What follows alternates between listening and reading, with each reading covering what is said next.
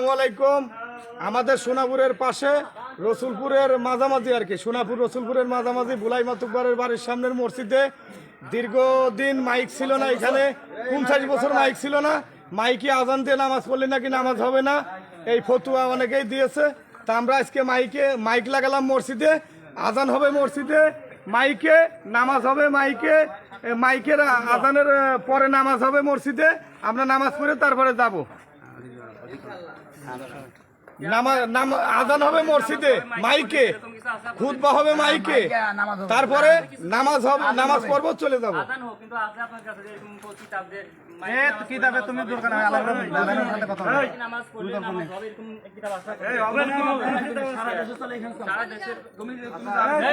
এই ছেলে কে লাইভ ধরো তো, এই ছেলে কে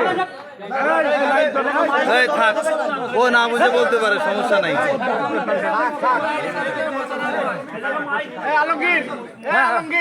এখানে আমাদের গ্রামের সবাই উপস্থিত আছেন, সবাই ধর্মীয় কাজে মসজিদে মাইক ওঠানোর উদ্দেশ্যে এসেছেন, ব্যক্তিগত কোনো স্বার্থ না।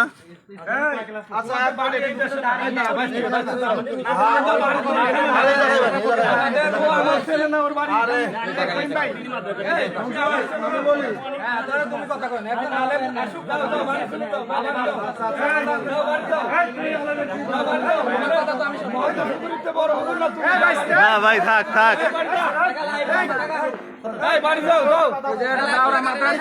থাক থাক। তুমি মহাদ্দেশ দিতে বড় হবে না।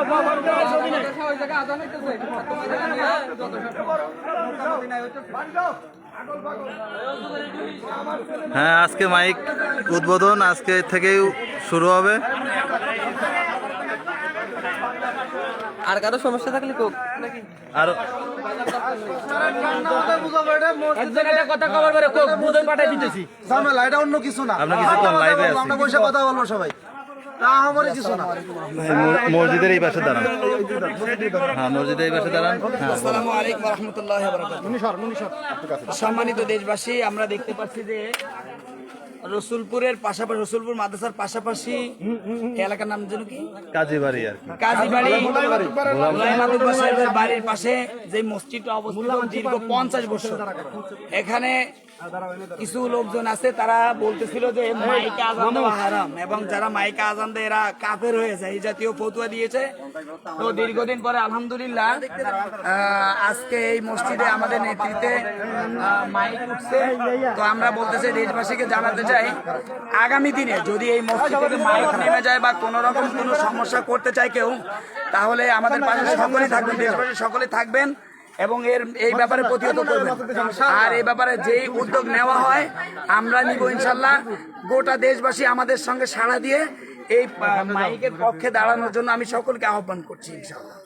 ইনশাআল্লাহ। আমিন আমিন। নারায়ে তাকবীর, আল্লাহু আকবার, নারায়ে তাকবীর, আল্লাহু আকবার, নারায়ে তাকবীর, আল্লাহু আকবার।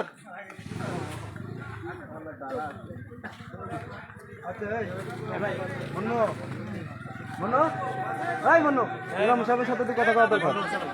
ইমাম সাহেবের সাথে কথা বলে দাও। ওই ছেলেটা কি? সত্তরের ছেলে, আমার ছেলে না। আমাকে আখেরের